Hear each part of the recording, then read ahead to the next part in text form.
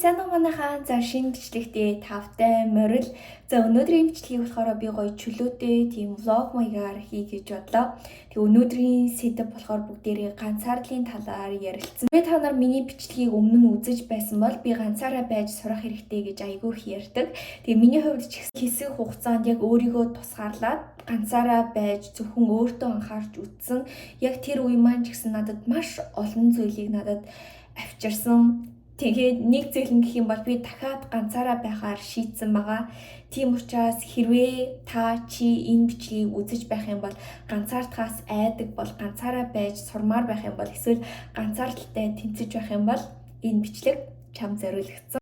За эхлээд би та бүхэнд юу ч гэсэн өөрийнхөө ганцаараа байсан туршлага тэр үеэсээ баг зэрэг хуваалцъя. Одооноос бараг 3-4 жилийн өмнө юм уу би яг нөгөө X-ээс салсан. Тэг хизүү бүхий л зүйлийг яг туулж исэн эмэгтэй хүн болгоны туулдаг.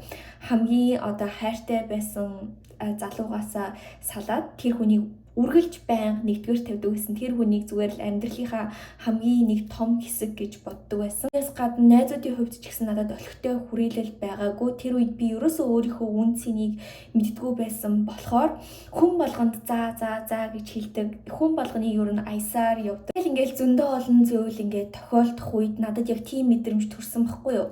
Бүх юм залхмаар санагдал дандаа л ингээл бусдыг гээд надад өөрөөрөө бахархах, өөрийгөө нэг бүтээсэн ямар ч нэг тийм зүйл байхгүй.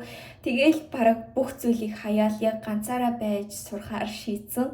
Тэгээ хэсэг хугацаанд би яг гэрээсээ ч гарахгүй, хүн амьтантай ч харьцахгүй бүх цаг хугацаагаа өөртөө зориулахаар шийдсэн. Тэгээ тэр үедээ болохоор айгүй их ном уншиж исэн, дасгал хөдөлгөөн хийж исэн.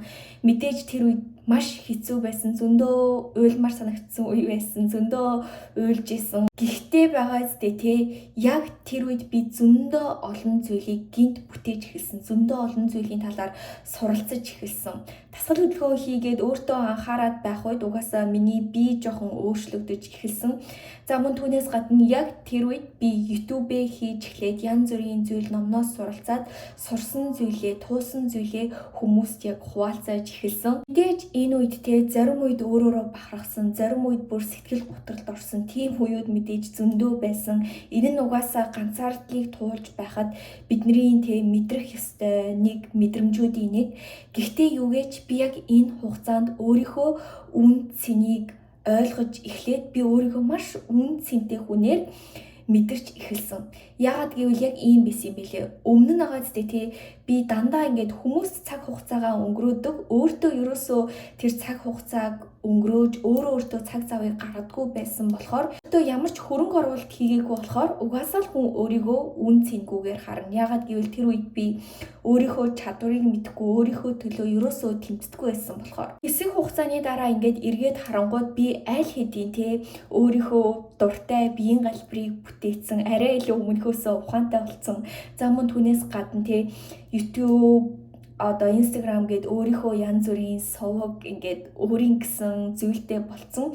Энэ үед зүгээр л ингээд цаанаасаа өөрийгөө арай өмнөхөөсөө маш гоёор мэдрээд өөрийнхөө үн цэнийг ингээд айгүйх мэдэрч эхэлж байгаа байхгүй юу? Гал гэвэл би ийм чадвартай хүн байсан юм биш. Би иймэрхүү зүйлийг хийж чаддаг байсан юм биш гэл өөртөө баг зэрэг ингээд итгэл баг төрж эхлээд тэгээд нэг сонирхолтой зүйл нь гэх юм бол ингээд өөртөө ингээд баг зэрэг итгэлтэй болчих штеп. Тэр үед бид нар өөрийн ирэхгүй бусад хүмүүст стандарт тавьж эхэлдэг. Ягаад гэвэл энэ үед бид нар ганцаараа байгаад сурцсан учраас. Яг энэ үед болохоор өмнө нь чамд хүндлэлгүй харьцдаг байсан найзууд ч юм уу янз бүрийн өөр хүмүүс амьдралд чинь орж ирэх гэж хичээх үед бид нар аль хэдийн өөрийн стандарттай болсон. Би өөрийгөө хэн гэдгийг мэднэ. Би өөрийгөө ямар зүйл бүтээснийг мэднэ. Өмнөхтэйгээ харьцуулах юм бол би өөрийнхөө үн цэнийг мэддэг болсон, олоод харцсан болохоор хин нэгний ингээд биднэрт үл хүндлэлтэй хандаад ч юм уу доогуур хандах үед тэрийг ингээд бүр ингээд цаанаасаа бүр ингээд хүлээн зөвшөөрч чаддгүй. Жишээлбэл миний өмнөх экс ч юм уу өмнөх найзууд маань миний амьдралд байн гоорж ирэх гэж хичээдэг байхгүй юу? Заримтай нь зүгээр ингээ хаяа харьцаад ярилцдаг. Тэгээ тэр хүмүүсийн өмнөх токсик зүйлүүдийг би бүр анзаардагчгүй байсан юм байлээ. Одоо тэгээ яг өмнөх шигээ яг тэр токсик үл хүндлэлтэй жоохон иймэрхүү юм яриад ирэнгүүт тэрийг бүр ингээд амар анзаардаг болцсон. Цаанаасаа шууд хүлээж авч чадахгүй ингээд зайгаа бариад эхэлж байгаа байхгүй. Яагаад гэвэл бид нар аль хэдийн ганцаараа байж сураад өөртөө цаг хугацаагаа өнгөрөөх үедээ ингээд бидний стандарт түвшинд очсон байдаг. Гэтэл тэр хүмүүс тэр доор түвшиндөө л байдаг. Тэгээ өмнө нь болохоор биднэрт ямар сэтгэл байдаг байсан бэ гэх юм бол би өөрийгөө илэрхийлчих юм бол ямар нэгэн зүйл хэлчих юм бол энэ найз маань энэ хүн миний амьдралаас явчихна гэдэг тийм нөгөө айдас байдаг байсан. Ганцаараа байхаас айдаг. Гэхдээ одоо ганцаараа байх нь надад ийм их зүйлийг авчирсан юм чинь хүн миний амьдралаас явсан ч ялаа яваагүй ч ялаа гэсэн тийм сэтгэлгээнд орсон байхад бид нар тэр хүмүүсийг ерөөсөө тоодгүй. Тэр үед байгаа зү тэр хүмүүс бидний энергийг мэдэрдэг. Вау, энэ бүр өмнөхөөсөө шал өөр болсон биз дээ. Яана энтэй арай зөв харьцахгүй болохгүй мэн. Хүндлэлтэй харьцахгүй болохгүй мэн гэх мэт жишээний тэгээ цаанаасаа угаасаа бид нарыг хүндэлж эхэлдэг. Хэрвээ та нар одоо миний бичлэгийг үздэг бол би үн цэнтэй зан авир гарга, үн цэнтэй айшил гэж та нарт хэлдэг штеп. Тэгэнгүүт угаасаа шууд бид нар ингээд ямар нэгэн зүйл уншаад сонсоод шууд үн цэнтэй зан авир гаргана гэдэг айгүй хэцүү. Ягаад гэвэл тэр үн цэнийг дотроосоо мэдэрч чадахгүй байгаа учраас. Тийм учраас миний зөвлөмж юу вэ гэх юм бол хэсэг хугацааг өөртөө өнгөрөөгөөд өөрийгөө ойлгоод ингээд бусдад ингээд бүх энерги цаг зав зарцуулаад байгаа штеп. Дандаа ингээд бид нар хүмүүсээр хүрээлүүлж байдаг.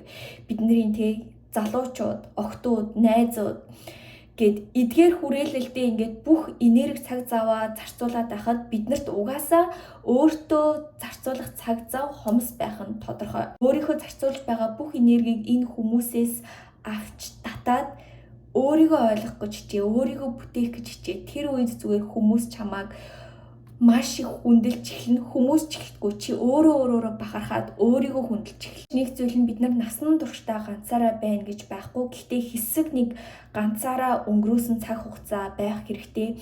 Тэгээ яг түрүү жилээс хойш юм би нөх өөрийгөө тэгэж тусгаарлахаа болсон. Яг үүний дараа миний амьдралдаа татаж ирсэн хүмүүс нь бүр дандаа надад маш дээгүүр ханддаг тийм хүмүүсийг би амьдралдаа татсан. Эрэгтэй хүмүүсийн хувьд ч гэсэн, найзуудын хувьд ч гэсэн. Бид нар хүрээллээ өөрчил гэж тэгээд байдаг штеп. Гэхдээ бид нар тэр дээгүүр хүрээлэлд орохын тулд дандаа өөрийгөө хөгжүүлэхийг хүсдэг тийм мундаг хүмүүсийн хүрээлэлд орохын тулд гэхдээ бид нар өөрсдөө мундаг байх хэрэгтэй. Ягаад гэвэл чи өөрөө мундаг те ямар нэгэн зүйлээрээ давангаа байхгүй бол чи тэр хүмүүсийн хүрээлэлд угаасаа орж чадахгүй. Түрүү хэлсэн штэ би эргээд ганцаараа байхаар шийдсэн байгаа гэд. Энэ нь ямар учиртай вэ гэх юм бол миний хувьд одоо ингээ хаяа уулздаг гоё найзуудтай болцсон. За мөн түүнээс гадна хаяа нэг ийш тийшээ янз бүрийн болзоонд яваад хүмүүстэй ер нь харьцаад хүмүүсийг ойлгож эхэлж байгаа. Миний сүүлийн үед нэг анзаарсан зүйл нь юу вэ гэх юм бол би энэ бусад хүмүүст нэг мэдсэн чинь айгүй их анхаарлаа өгдөг болсон байсан. Энэ ч залуу надад маш гоё хандаад байна. Миний хүсэл мөрөөдлийг дэмжиж байна. Энэ ч залуу миний араас гүгээд байна гэл хайда болзоонд яваал ингээл мессеж бичээч ч юм уу те. Тэр чинь ингээд айгүй их бидний энергийг авч байгаа штеп. Ихэдөө бол би одоо өөрийнхөө партнер ч юм уу ирээдүйн хостоо айгүй өндөр шаардлага тавьдаг байхгүй юу? Гэхдээ сүүлийн үед надад нэг сонин тийм бодол ороод ирсэн байсан. Энэ залуу айгүй хүчин чармаал тавьж байгаа юм чинь энэ залуу ч гэсэн боломж олгоод үзт юм уу? Эсвэл тэр залуу ч гэсэн боломж олгоод үзт юм уу гэд нэг жоохон бодоод ингээд гайхажсэн байхгүй. Тэрийг сонгох уу, энийг сонгох уу гэд. Тэгтээ миний амьдрал бүр яг миний хүссэн хүн ерөөсөө гарч ирээгүй байсан. Тэгээд би дараа нь бодсон байхгүй юу? Би яагаад өөрийгөө ингэж хязгаарлаад байгаа юм болоо. Яг үнийг хэлэхэд би эдгээр хүмүүстэй хамаг энерги цаг хугацаагаа ингэж өнгөрөөх ерөөсөө шаардлагагүй. Би яагаад эргээд ганцаараа байгаад өөртөө анхаараа, өөртөө цаг хугацаа бүх энергээ зарцуулаад өөрийнхөө бүр илүү амжилттай гоё хувилбарыг бий болгож болохгүй гэж. Тэр үед угаасаа миний татах хүмүүс эдгээр хүмүүсээс ч илүү дээгүүр хүмүүсийг би татаж чадна гэдгээ угаасаа би 100% мэдж байна. Тийм учраас би бүх анхаарлаа эдгээр хүмүүсээс аваад ахаад өөртөө анхаарахаар шийдсэн байгаа. Яагаад гэвэл би ганцаараа байж өөртөө анхаарад өөрийгөө нэгдүгээр тавьснараа ямар их зүйлд хүрч болдгоо мэднэ. Тийм учраас би дахиад энэ ганцаарл, дахиад энэ хэцүү зүйлийг туулснараа бүр дахиад ямар гайхалтай зүйлийг татах болоо гэдгийг бүр дэсэн ядан хүлээж байна. Олон хүмүүс ярьдэн штэ тий. Монголчууд ялангуяа хүмүүстэй айгүй эрт суудаг. Тийм учраас нас чинь болохоо байлаа. Эсвэл чиний араас гүйж байгаа ийм сайн залуу бити алд бид нар хизээж ийм үг сонсоод өөрийнхөө те гинт стандарт бүх зүйлээ буулгаж болохгүй. Би байнга ингэж ярьдсан байж өөрөө ягаад өөр ирэхгүй тэгээ бодчихснаа өөрөө ч ойлгохгүй байна. Тэгээд сүүлийн үед гэх юм бол би өөртөө маш их анхаарч эхэлж байгаа. Янз бүрийн гоё классуудад яваад өөр гоё номнууд уншаад тэгээ өөрийнхөө яг хийж байгаа зүйлдээ 100% анхаарч байгаа.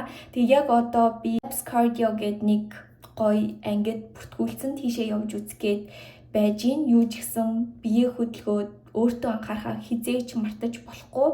Тэгээд би блог болгоод тэнд бичлэг хийж болох нь үгүй юу мэдэхгүй байна. Та нарыг аваад явж магадгүй, явахгүй ч гэж магадгүй. Гэхдээ өнөөдрийн юу ч гэсэн мессеж нь гэх юм бол чи хамгийн чухал зүгээр л өөртөө энерги зарцуул, өөртөө хөрөнгө оруулалт хий. Тэр үед чиний хүрээлэл, чиний татаж байгаа зүйл бүх зүйлс өөрчлөгдөнө. За би класс руугаа хоцрох гээд явж байна. So cute.